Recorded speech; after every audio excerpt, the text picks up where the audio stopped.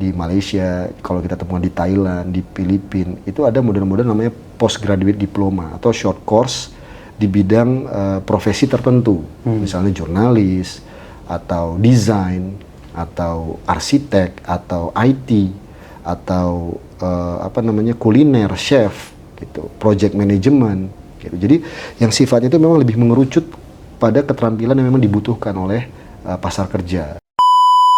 Yang lebih susah itu, saya seringkali ketemu sama mahasiswa atau anak muda, saya tanya, cita-citamu 5 tahun atau 10 tahun lagi apa? Mereka nggak tahu mau jawab apa. Boro-boro 5-10 tahun, simply cita-citamu apa? Ya kan, mereka nggak tahu, belum tahu Pak. Itu, padahal yang kita tanyakan itu ke anak-anak SMA, gitu. Atau bahkan ke anak kuliah yang sudah misalnya ngambil jurusan ekonomi, jurusan fisip, jurusan sastra. Ya, tanya, kalau dokter kan udah jelas dia akan jadi dokter. Ya kan? Bahkan anak teknik kita tanya, cita-citanya apa ke depan? Belum tahu, belum kebayang Mas, masih jalanin aja dulu. Itu anak kuliah loh. Sedih loh kalau kita lihat anak bangsa kita ditanyain nggak tahu cita-citanya apa.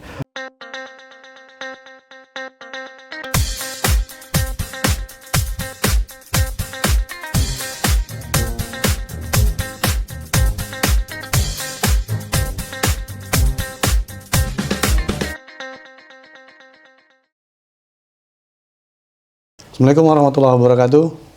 Halo Sobat Rakyat Merdeka, jumpa lagi dengan saya Sis di program podcast Rakyat Merdeka. Kali ini kita akan membahas masalah SDM unggul. Kita tahu Indonesia sudah mencanangkan menuju Indonesia Emas pada tahun 2045. Kunci keberhasilan Indonesia Emas adalah SDM. SDM yang berkualitas, SDM yang pintar, SDM yang mempunyai daya saing. Bicara masalah SDM berkualitas tentunya tidak terlepas dari masalah pendidikan. Untuk mengupas masalah ini saya kedatangan narasumber.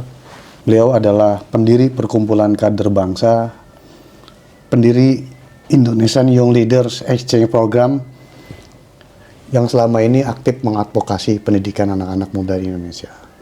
Beliau adalah Bung Dimas Oki Nugroho. Bung Dimas, Siap. apa kabar? Alhamdulillah baik. Makasih nih sudah datang di Thank you, Bung Rakyat Sis. Merdeka. Dimas tadi sebut seperti yang saya bilang tadi. Kita ini lagi persiapan menuju Indonesia Emas 2045. Waktunya mungkin sekitar 20-an tahun lagi. Waktu yang cukup singkat untuk mempersiapkan SDM unggul kita. Agar di 100 tahun kemerdekaan Indonesia kita benar-benar mempunyai SDM yang mumpuni. Gimana dengan kalau kita bicara masalah SDM unggul, tidak lepas dari masalah pendidikan. Pak Jokowi selama 10 tahun ini kan juga melakukan terobosan di berbagai sektor pendidikan. Apakah dari pandangan Bung Dimas, selama 10 tahun Pak Jokowi ini sudah on the track untuk menyiapkan Indonesia, SDM unggul Indonesia untuk Indonesia Emas 2045? Oke. Terima kasih Bung Sis. Jadi yang Anda sampaikan itu sangat benar ya. Jadi kalau kita ingin menjadi negara maju, maka ukuran yang paling fundamental adalah terkait dengan human capital, sumber daya manusia kita ya, dengan kata lain. Itu harus betul-betul berkualitas. Ya, berkualitas dalam arti tingkat pendidikannya baik, ya kan? Kualitas pemahaman literasinya mereka bagus, lalu juga kemudian punya link and match. Jadi kemampuan atau background dari studi dan pemahaman mereka terkait edukasi dan seterusnya, keterampilan, keahlian itu sejalan dengan kebutuhan di pasar kerja. Sehingga kemudian juga bisa mendorong pergerakan ekonomi menjadi lebih baik. Terus juga kemudian itu akan merembet pada kemandirian, ya, lalu kemudian bagaimana entrepreneurship mereka, ya, jika mereka ternyata itu ingin memajukan perekonomian, bukan terserap dalam sektor-sektor kerja industri, tapi lebih kepada membuat peluang-peluang baru secara mandiri ya dalam menggerakkan perekonomian komunitas gitu. Nah, tapi juga sesungguhnya yang juga harus diperhatikan adalah kalau kita bicara tentang sumber daya manusia, bagaimana selain bicara tentang pendidikan formal, ya, mulai dari pendidikan dasar, menengah, lalu kemudian pendidikan tinggi. Di situ juga ada pendidikan keterampilan juga di sana yang menjadi krusial. Juga harus dilihat dari apa ya? Kalau Indonesia Raya itu kan bicara tentang bangunlah jiwanya, bangunlah badannya gitu. Untuk Indonesia Raya. Jadi bangunlah badannya itu tadi itu berbagai upaya atau ikhtiar dalam konteks pendidikan formal. Tapi di saat yang sama bangunlah jiwanya ini juga penting untuk mendorong tadi itu kesehatan lahir batin, ya, gizi, kualitas gizi mereka. Dan ini juga kualitas gizi mereka, lalu bagaimana interaksi mereka dan kesadaran mereka sebagai warga negara dan interaksi mereka dengan sosial budaya. Nah, ini sebuah kerja besar sebuah negara untuk menggerakkan negara bangsa ini menjadi sebuah negara maju. Nah, memang tidak bisa kerja cepat, tapi kerjanya harus bertahap dan yang pasti berkelanjutan. Harus betul-betul istiqomah, intensif, konsisten gitu. Untuk memang betul-betul menggerakkan sektor ini gitu. Jadi jangan hanya catatannya memang dari apa yang dilakukan oleh Presiden Joko Widodo selama kurang lebih 10 tahun ya dalam pemerintahan. Maka dulu kan Pak Jokowi kan selain ingin memang agenda besarnya membangun infrastruktur, tapi juga mendorong apa yang disebut dengan revolusi mental ya. Nah, revolusi mental ini sesungguhnya yang mendorong bagaimana sumber daya individu-individu warga negara kita itu memiliki kapasitas sumber daya manusia yang lebih baik ke depannya. Nah, PR ke depan dari pemerintahan ke depan sedikit masuk ke aspek itu, maka adalah bagaimana meneruskan kerja-kerja Presiden Joko Widodo selama 10 tahun dia memimpin pemerintah Indonesia. Maka pemerintahan ke depan dalam hal ini adalah Presiden terpilih Pak Prabowo Subianto itu juga harus konsisten dan artinya harus juga semakin memperkuat, mempertajam dan memperluas ya dari keinginan kita untuk membuat bangsa ini menjadi lebih maju, bukan hanya dari sektor infrastruktur, tapi juga sumber daya manusia ini. Bangunlah jiwanya, bangunlah badannya tadi. Terkait masalah pendidikan, kita tahu kan 20% dari APBN kita ini kan dialihkan untuk pendidikan. Yang itu dia buat oleh pemerintah itu dalam berbagai macam program pendidikan yang untuk membantu peningkatan pendidikan, bukan hanya kualitas pendidikan juga, tapi kesempatan bagi anak-anak Indonesia untuk mengenyam pendidikan. Ada Kartu Indonesia Pintar, ada yang menarik juga sekarang ini LPDP. Pendidikan S2, S3 bahkan sampai ke luar negeri. Seberapa efektif sebenarnya program-program itu untuk menyiapkan Indonesia menuju SDM unggul itu? SDM unggul. Maka kita sebelumnya harus lihat juga apa saja capaian-capaian yang didapat oleh atau dilakukan oleh pemerintahan Joko Widodo ya, baik di periode pertama maupun periode kedua secara akumulatif ya. Ini saya harus lihat catatan juga karena menjadi penting dan krusial untuk secara teliti melihat capaian-capaian tersebut. Tadi yang Bung Sis sampaikan benar, jadi sejumlah kebijakan memang sudah dikeluarkan oleh pemerintahan Jokowi ya dalam membangun sebuah upaya SDM unggul ya dihadirkan di negara ini. Antara lain misalnya yang juga paling menarik itu adalah program Merdeka Belajar ya, Kampus Merdeka. Ini inisiatif 5 tahun terakhir yang menurut saya juga sangat menarik karena membuat siswa, dalam hal ini adalah mahasiswa kita itu kemudian punya kemampuan tambahan ya, lalu kemudian punya jejaring yang bermanfaat untuk mereka pasca studi ya, lalu kemudian juga membangun sebuah confidence bagi mereka bahwa mereka punya knowledge yang lebih luas selain dari studi yang mereka sejak awal mereka pilih gitu. Jadi ini menjadi penting juga membantu mereka untuk bisa match dengan dunia kerja nantinya mereka butuhkan. Lalu kemudian ada juga pembangunan sekolah-sekolah vokasi. Nah, ini sekolah-sekolah vokasi ini dilakukan di era pemerintahan Pak Jokowi, meskipun memang program vokasi kan sebenarnya diawali sejak 2016 ya. Dan efektivitasnya sekarang semakin ditingkatkan, meskipun ini ada beberapa hal yang nanti kita akan kaji atau kita bicarakan lagi lebih, atau kita elaborasi lagi lebih dalam kaitannya dengan efektivitas dari yang disebut dengan sekolah vokasi tadi. Tapi ini sebuah peningkatan yang juga cukup signifikan ya di era pemerintahan Pak Jokowi. Lalu kemudian pemberian kartu-kartu pelajar. Ya, kartu-kartu pelajar ini kartu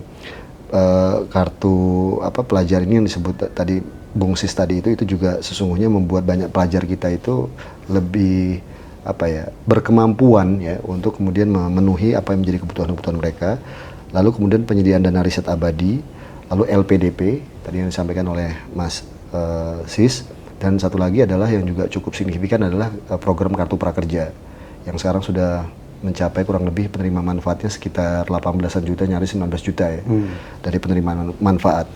Dan program Kartu Prakerja ini kan membuat banyak anak-anak muda kita punya akses terkait dengan peningkatan skill yang kemudian itu bisa terabsorb dalam kebutuhan industri dan korporasi. Dan ini menurut saya juga menarik dan juga bisa membuat mereka juga punya kemampuan untuk bisa mengelaborasi kesempatan menjadi entrepreneur. Nah, dan ini menurut saya juga satu yang ini ya, yang signifikan ketika ternyata outputnya adalah kalau kita bicara pada tingkat kemampuan dan keahlian tenaga kerja di suatu negara indeksnya, maka kita untuk kawasan Asia Tenggara itu kita di posisi 3 di bawah Singapura dan Thailand. Ya, Singapura masih sangat lebih baik ya. Dan jika dilihat dari berdasarkan indeks pembangunan manusia 2023-2024, kita sudah berada dari sebelumnya 114 naik ke 112 dari 990 negara di dunia. Ini menurut saya juga cukup positif ya kalau kita bicara indeks pembangunan manusia. Nah, yang menjadi problem itu adalah bahwa sejauh mana tadi yang disampaikan oleh Bung Sis tadi, akses terkait dengan peningkatan kualitas sumber daya manusia itu bisa semakin merata dari Aceh sampai Papua. Jadi tidak hanya terkonsentrasi di Jakarta dan sekitarnya saja atau di Jawa saja, tapi juga harus bisa merambah ke berbagai daerah-daerah remote area gitu. Memang kalau kita lihat dari sumber BPS, kalau kita bicara per kota, indeks pembangunan manusia itu ada yang menarik. Memang kota-kota yang justru di luar Jawa itu cukup sudah muncul ya ininya, potensinya. Yogyakarta masih nomor 1, kedua Banda Aceh. Lalu ketiga itu Jakarta Selatan, Jakarta Timur juga masuk, dan ada beberapa kota seperti Madiun dan seterusnya. Itu datanya mungkin bisa kita cek di BPS ya. Tapi secara merata itu belum kita dapatkan kemampuan atau human capital SDM kita ini secara lebih responsif gitu, secara lebih adaptif gitu. Apalagi di era media sosial, kalau kita lihat ini sekarang ada berita-berita hoax ya. Itu bisa dilihat bagaimana masyarakat warga kita, anak-anak muda itu gampang sekali terekspos ya atau tergoda dengan berita-berita hoax. Itu juga sesungguhnya mengindikasikan tingkat literasi yang rendah. Nah, ini menjadi PR bersama kita sih, bersamaan untuk memperkuat sumber daya manusia tadi. Nah, terkait dengan LPDP. Nah, ini LPDP juga menjadi prestasi tersendiri ya di era pemerintahan Pak Jokowi ini, karena bahkan sejak 2013 ini kita sudah mencapai 49.000 ya, nyaris 50.000 ada anak Indonesia yang menerima beasiswa LPDP ya per Agustus 2024. Jadi ini luar biasa besar dengan dana abadi mencapai 139 triliun. Dan ini udah bukan mimpi lagi, anak-anak muda Indonesia hari ini bersekolah studi S2 dan S3 di kampus-kampus besar dunia ya, top 10 ya, Ivy League di Amerika Serikat, kampus di Inggris, di Australia, di Eropa, dan mereka menjadi bagian dari komunitas intelektual level global gitu. Nah, tinggal bagaimana follow up-nya para alumni LPDP ini pulang ke Indonesia, anak-anak muda ini, lalu kemudian mendapatkan kanalisasi dari pemerintah, difasilitasi ya sebaiknya begitu, bekerja sama dengan swasta itu untuk bisa melahirkan impact yang lebih luas gitu dari individu-individu yang sudah mendapatkan beasiswa dari pemerintah ini, sehingga dampaknya bisa semakin luas ke masyarakat yang bawah ya gitu. Ini Mas, ini kan kalau bicara masalah pendidikan, sebenarnya kan pemerintah sudah menyiapkan berbagai macam sarana dan prasarana, kemudahan. Cuma kan terkadang juga terbentur juga kepada kesadaran dari orang tua sendiri tentang pentingnya pendidikan kan. Karena kurangnya kesadaran bahwa pendidikan itu bukan faktor utama, masih banyaknya sampai hari ini juga masih banyak juga misalkan yang penduduk Indonesia yang lulusan SD masih tinggi, yang cuma lulusan SD, lulusan SMP, lulusan SMA. Ini kedepannya ini gimana untuk setidaknya? Iya. Tadi baru kita bahas ketika berangkat mau kemarin ini betapa sebenarnya arsitektur dari tingkat pendidikan penduduk yang bekerja itu sebenarnya agak jomplang, karena nyaris sekitar 50% lebih itu Ya sekitar 52% itu angkatan kerja kita itu terdiri dari anak-anak yang tamatan SD ke bawah gitu. Ini saya baca ini datanya kebetulan. Tamatan SD itu sekitar 52%, lalu kemudian di bawahnya ada tamatan SMP 25%, lalu tamatan SMA 29%, dan tamatan sarjana itu total cuma 14,62%, itu D4, S1, S2, S3 digabung itu 14%. Jadi paling besar kuenya itu terdiri dari tenaga kerja yang tamat SD. Jadi bisa dibayangkan itu kan mereka berarti terserap dalam pasar kerja yang middle ke bawah nih gitu. Yang pekerjaan-pekerjaan yang sesungguhnya penghasilannya tidak begitu besar ya gitu untuk bisa menopang kehidupan mereka. Jadi ini menjadi PR terbesar kita juga gitu. Apalagi data terbaru dari BPS yang baru-baru ini sempat heboh tuh di media, dan itu diakui oleh waktu itu Menteri Tenaga Kerjanya masih Ibu Ida Fauzia ya, ada sekitar 9,9 juta Gen Z yang nganggur gitu. Memang itu ada dampak dari kontraksi ekonomi global ya, pasca Covid, lalu kemudian terjadi geopolitik, dan kita lihat kan sejak itu angka PHK kan semakin meluas tuh, semakin besar. Sementara angkatan kerja baru sekitar 2,5 juta per tahunnya. Setiap tahun kita memproduksi angkatan kerja baru 2,5 juta. Yang harus dilakukan oleh hari ini, harus dipikirin adalah oleh negara bagaimana investasi itu harus semakin dipermudah ya. Dengan Undang-Undang Cipta Kerja kan niatannya untuk mempermudah investasi baik dari dalam negeri maupun dari luar negeri ya gitu. Jadi baik dari luar negeri maupun dari dalam negeri gitu. Artinya investasi itu tidak semata-mata dari luar negeri aja, tapi sesungguhnya dari dalam negeri juga punya potensi yang besar untuk menciptakan lapangan-lapangan pekerjaan baru gitu. Yang memang sekarang lebih bervariasi. Sehingga harapan kita itu adalah memang model-model pendidikan formal itu harus bisa menyesuaikan kebutuhan pasar kerja ini ke depan gitu. Di era digitalisasi begini memang pekerjaan-pekerjaan konvensional seringkali kan juga dari itu sudah disampaikan oleh Presiden Joko Widodo ya. Pak Jokowi kan ngomong bahwa ini akan banyak ini pekerjaan-pekerjaan konvensional itu bisa jadi itu tidak akan bisa sustain di masa depan akibat adanya digitalisasi gitu. Nah memang tantangannya adalah memastikan model-model pelatihan, model-model pendidikan, keterampilan yang sesuai dengan konteks sosial ekonomi Indonesia dan tren global gitu.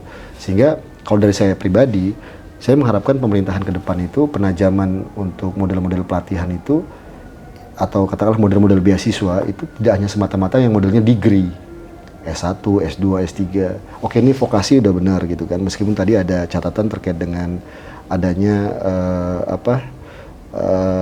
pengangguran sebanyak 9,9 juta, yang mana kebanyakan dari ini adalah yang tamatan vokasi justru SMK gitu. Jadi ada isu mismatch namanya gitu. Mismatch-nya itu tinggi, yang kemudian menghasilkan angka pengangguran yang cukup tinggi di Gen Z, dan itu adalah berasal dari atau berangkat dari anak-anak muda yang tamatan SMK atau lembaga vokasi.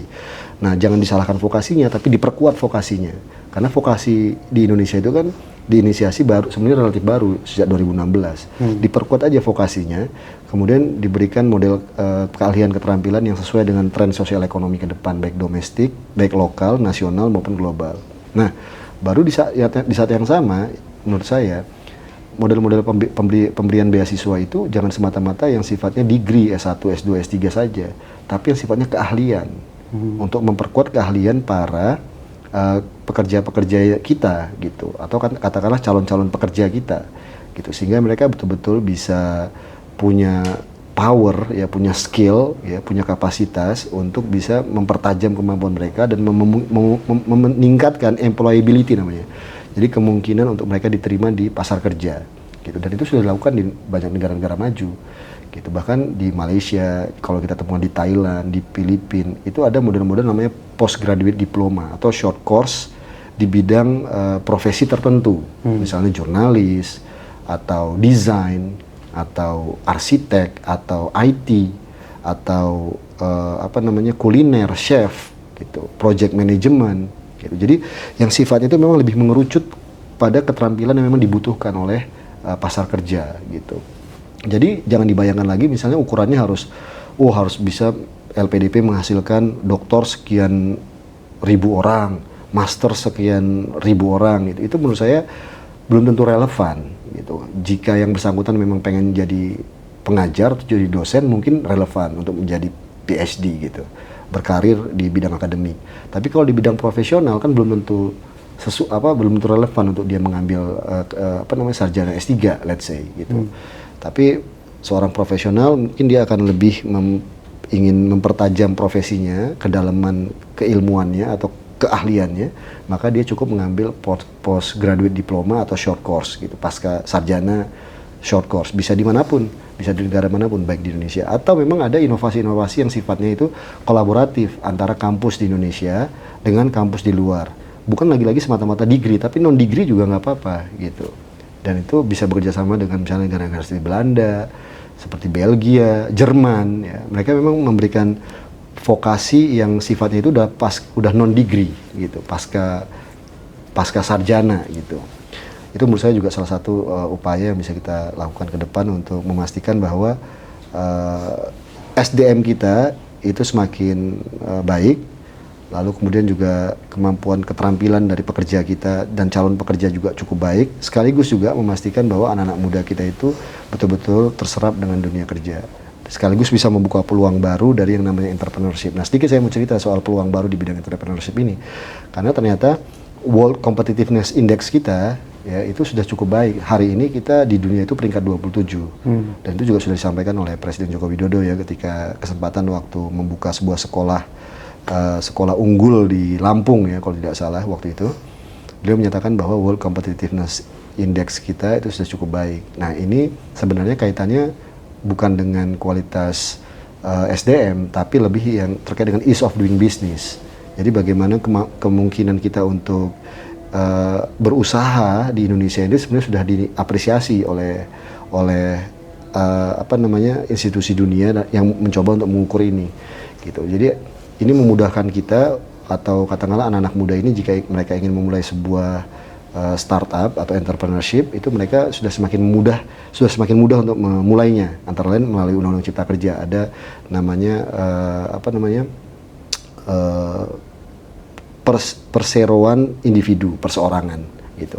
Lalu membuat PT itu artinya tidak mesti susah gitu. Artinya individu aja jika dia punya inisiatif tertentu, dia punya bidang usaha tertentu, nah itu legal aksesnya semakin dimudahkan dengan keberadaan Undang-Undang Cipta Kerja. Nah, tinggal yang dipikirin pasca itu mereka ngapain. Lalu atau mereka ingin meningkatkan keterampilan. Nah, di situ ada yang namanya program Kartu Prakerja. Nah, tinggal program Kartu Prakerja ini harus diperkuat juga, model pelatihannya jangan hanya normatif, jangan terlalu standar, tapi harus betul-betul sesuai lagi-lagi dengan memang yang dibutuhkan oleh anak-anak muda kita ini. Kalau dunia pendidikan sendiri perlu ada adaptasi juga dengan perkembangan zaman saat ini? Harus, Mas. Salah satu menurut saya yang paling penting itu adalah pertama pendidikan dasar menengah. Jadi menurut saya lagi-lagi yang harus diperkuat di pendidikan dasar menengah kita itu adalah sesungguhnya memperkuat kepercayaan diri dari anak-anak bangsa kita ini sedari awal. Kalau kita perhatikan di negara-negara maju, mungkin mereka tidak terlalu banyak berkutat yang sifatnya dengan sains yang rumit, ya. Tapi rata-rata peraih Nobel justru dari negara-negara Barat ini, negara-negara maju ini, gitu.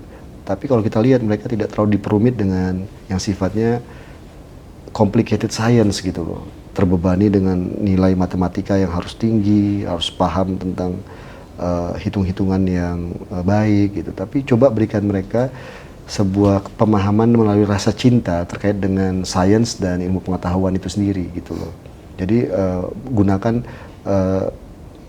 pendekatan experience ya kepada mereka gitu. Itu menurut saya akan lebih baik. Lalu dari situ ajarkan mereka untuk bagaimana mengekspresikan aspirasi mereka dengan baik. Jadi setelah mereka memahami dengan baik, mengalami dengan baik, lalu mereka mengekspresikannya dengan baik secara individu, lalu kemudian secara kolektif, community yang sifatnya berbeda gitu. Karena kita masyarakat kita berbeda, sehingga mereka sejak awal sudah disosialisasikan, dibiasakan dengan perbedaan di antara mereka. Jadi sejak kecil itu memang menjadi sangat penting ya, fundamental pemahaman terkait dengan diri mereka dan lingkungan mereka, dan bagaimana mereka memposisikan diri mereka terhadap situasi tersebut. Jadi kalau kita perhatikan di negara-negara maju seperti Amerika Serikat, lalu kemudian Jepang, Inggris, ya, lalu apalagi ya negara-negara maju seperti itu, mereka diperkuat adalah dengan bagaimana mereka mampu untuk mengekspresikan dirinya. Artinya berarti mereka diperkuat cara mereka berkomunikasi, public speakingnya dibagusin gitu, lalu logikanya, nalarnya gitu, dan sekali lagi adalah kepedulian mereka terkait dengan diri mereka dan lingkungan sekitarnya. Ini penting banget gitu sejak awal gitu. Lalu di situ baru paralel dengan itu tentunya pendekatan-pendekatan sifatnya yang disiplin, aturan-aturan main ya. Lalu kemudian solidaritas itu dibangun betul melalui nilai-nilai atau etika dalam membangun sebuah kebersamaan. Jadi satu hal. Di saat yang sama baru kemudian mereka diperkuat dengan yang tadi itu science ya. Jadi science itu betul-betul mereka pahami dan mereka suka dan mereka dalami gitu. Sehingga dan itu bisa masuk di di pendidikan menengah dan lalu kemudian lanjutan. Nah, di kampus ini mereka sudah semakin tersalurkan. Ketika di SMA mereka sudah memproyeksikan mereka suka dan akan memilih apa. Lalu kemudian mereka masuk ke perguruan tinggi, dan di perguruan tinggi inilah mereka kemudian mengelaborasi diri mereka menjadi makhluk dewasa ya, yang bertanggung jawab, belajar bertanggung jawab, lalu kemudian membuat karya-karya yang elaboratif dan partisipatif ya terhadap komunitasnya. Jadi kita melihat perkembangan seorang warga, seorang individu warga negara itu kuncinya memang bagaimana membangun setting pendidikan ini secara lebih teliti. Jadi nggak bisa main-main memang, bukan hanya ukurannya semata-mata misalnya memberikan ujian pada mereka, membuat kurikulum pada mereka supaya mereka mengikuti itu dengan takzim gitu, nggak bisa semata-mata seperti itu. Jadi memang harus ada pendampingan di sana, pendampingan dari guru yang betul-betul atau dari pengajar dan bahkan dari orang tua juga, membangun sebuah komunitas untuk sama-sama bareng mengawal bagaimana pemahaman anak didik ini terkait dengan studi yang sedang mereka geluti itu betul-betul bisa terkawal dan mereka bisa pahami dan lalu mereka implementasikan nantinya. Itu tantangan ya menurut saya yang jadi sangat krusial, memastikan bahwa anak-anak bangsa kita ini outputnya adalah bukan menjadi semata-mata follower atau pengikut, tapi adalah pemimpin ya, menjadi pemimpin. Setelah sadar terhadap diri mereka dan lingkungan mereka bahwa mereka hidup di negara bangsa Indonesia yang majemuk, negara besar, negara yang punya penuh dengan nilai-nilai etika, historik dan values dan cita-cita besar untuk memajukan negara bangsa ini menjadi negara besar yang sejahtera secara adil dan merata. Lalu kemudian mereka juga berorientasi menjadi pemimpin di komunitasnya masing-masing, paling tidak menjadi pemimpin bagi diri mereka sendiri, sehingga kemudian sistem politik maupun sistem ekonomi apapun yang diterapkan di negara bangsa di Indonesia ini itu bisa match dengan otentisitas kewarganegaraan itu sendiri, kualitasnya seperti apa. Jadi bisa match. Jadi pemerintah itu ketika mendorong atau memobilisasi sebuah negara bangsa untuk kita menuju ke satu arah tertentu itu tidak capek. Jadi ada inisiatif yang independen dan otonom dari warga negaranya. Itulah output pendidikan, sistem pendidikan yang baik menurut saya. Dan itu bisa dilakukan lagi-lagi di lembaga formal yang tadi kita sampaikan maupun dengan mekanisme yang lain ya, yang memang bisa kita terapkan dengan model pendidikan kebudayaan itu juga penting, Bung Musis. Contoh dulu di Jakarta saya masih lihat masih banyak pelatihan nari misalnya, ya. Jadi anak-anak orang tua yang pengen anaknya itu Sabtu Minggu itu bisa nari, itu mereka antar ke dulu di Taman Ismail Marzuki ya, saya lihat tuh. Itu masih ada belajar nari. Budaya ini juga bagian dari mekanisme untuk membuat anak-anak didik kita, anak-anak bangsa kita ini itu bisa menjadi lebih cerdas ya, untuk lebih sensitif, lebih peduli, yang lebih punya solidaritas, punya etika gitu terhadap lingkungannya gitu, dan bisa memahami dirinya sendiri. Yang lebih susah itu, saya seringkali ketemu sama mahasiswa atau anak muda, saya tanya, cita-citamu 5 tahun atau 10 tahun lagi apa? Mereka nggak tahu mau jawab apa. Boro-boro di 10 tahun, simply cita-citamu apa? Ya kan, mereka nggak tahu, belum tahu Pak. Itu, padahal yang kita tanyakan itu ke anak-anak SMA, gitu. Atau bahkan ke anak kuliah yang sudah misalnya ngambil jurusan ekonomi, jurusan fisip, jurusan sastra. Ya, tanya, kalau dokter kan udah jelas dia akan jadi dokter. Ya kan? Bahkan anak teknik kita tanya cita-citanya apa ke depan, belum tahu, belum kebayang mas, masih jalanin aja dulu. Itu anak kuliah loh. Sedih loh kalau kita lihat anak bangsa kita ditanyain nggak tahu cita-citanya apa. Bedain sama anak-anak muda di Amerika, di Australia, ya kan, di Eropa, di Inggris, dia udah tahu aku mau jadi ini. Gitu. Aku pengen kerja di broadcast, aku pengen jadi penulis, aku pengen jadi pelukis, ya kan. Jadi ukurannya juga nggak mesti lu harus jadi seorang bos, harus jadi manajer, harus jadi pengusaha, lu harus jadi menteri, kan nggak mesti kayak gitu. Cita-cita orang menjadi pelukis, nah lalu kemudian dengan pelukis itu dia bisa menemukan marwah dirinya, gitu kan, martabat dirinya dan passionnya dan kesenangannya. Lalu dari situ kemudian dia bisa create money, dengan itu bisa menciptakan peluang-peluang untuk dirinya. Saya pikir kan itu sangat baik ya, tinggal bagaimana negara memfasilitasi itu. Jadi nggak semata-mata untuk sekolah lalu kemudian jadi buruh, sekolah kemudian jadi sales, ya, sekolah atau kuliah tinggi-tinggi lalu kemudian jadi bankir, kan nggak mesti juga gitu. Nah ini negara harus lebih juga memfasilitasi, cerdas dalam memfasilitasi mereka untuk bisa menjadi orang-orang yang terbaik di bidangnya, mau jadi petani, mau jadi nelayan yang modern, lalu mereka bisa make money dengan itu, bisa menghasilkan, kontribusi, membangun pekerjaan-pekerjaan baru bagi lingkungannya. Saya pikir kan itu akan menjadi lebih menjadi lebih menarik kalau kita ngobrolnya ke arah sana. Artinya sebenarnya SDM itu harusnya menjadi prioritas bagi pemerintahan Prabowo. Oh harus banget mas. Gitu. Jadi saya katakan apa yang dilakukan oleh Pak Jokowi ini selama 10 tahun, karena kan memang konsentrasinya banyak banget. Kan semangatnya membangun Indonesia sentris. Jadi bukan hanya dari Jakarta, bukan hanya dari Jawa. Dan itu sudah dilakukan oleh Presiden Joko Widodo ya, dari Aceh sampai Papua. Lalu membangun infrastruktur, ya kan.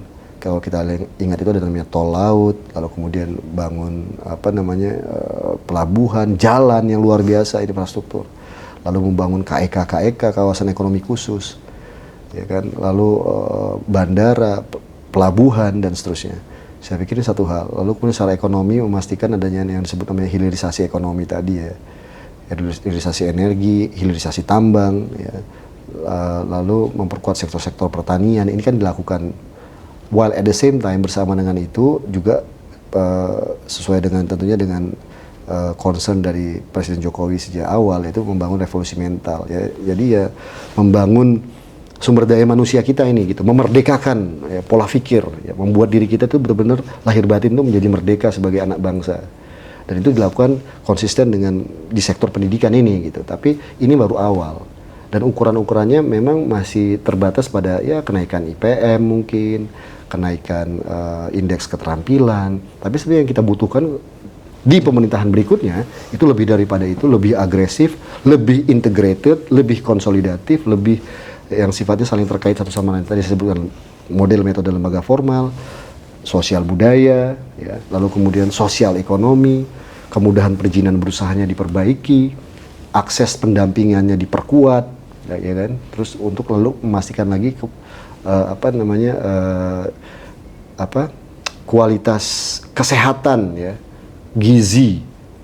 Itu juga kemudian dibekali secara baik sejak awal, dan itu akan dilakukan oleh Presiden Prabowo nantinya. Jadi saya berpikir optimis ya ke depan itu jika dirijen dengan baik ya, insya Allah kita akan bisa mampu mengejar target-target pemerintah kita. Bukan tidak mungkin mengejar 8% pertumbuhan ekonomi ya. Di saat yang sama adalah mengharapkan angka kemiskinan semakin menurun ya kan, dengan adanya inisiatif independen dan otonom ya, yang genuine dari seluruh warga negaranya, karena sudah menemukan apa yang memang dia suka, dia tahu apa yang dia cita-citakan, dia tahu apa yang dia pilih untuk berkegiatan, sehingga menghasilkan potensi atau opportunity finansial ya kepada dirinya. Oke, demikian Sobat Rakyat Merdeka obrolan kita dengan Bung Dimas Oki Nugroho. Semoga informasi yang dapat disampaikan bermanfaat bagi kita semua. Simpulannya adalah SDM unggul menjadi prioritas yang harus dipersiapkan oleh Indonesia dalam menyambut Indonesia Emas 2045. Bung Dimas, makasih atas waktunya. Siap, terima kasih, thank you, Bung Sis. Oke, Sobat Merdeka, sebelum saya tutup, jangan lupa like and subscribe YouTube Rakyat Merdeka TV dan nantikan program-program YouTube Rakyat Merdeka di episode berikutnya. Salam Rakyat Merdeka.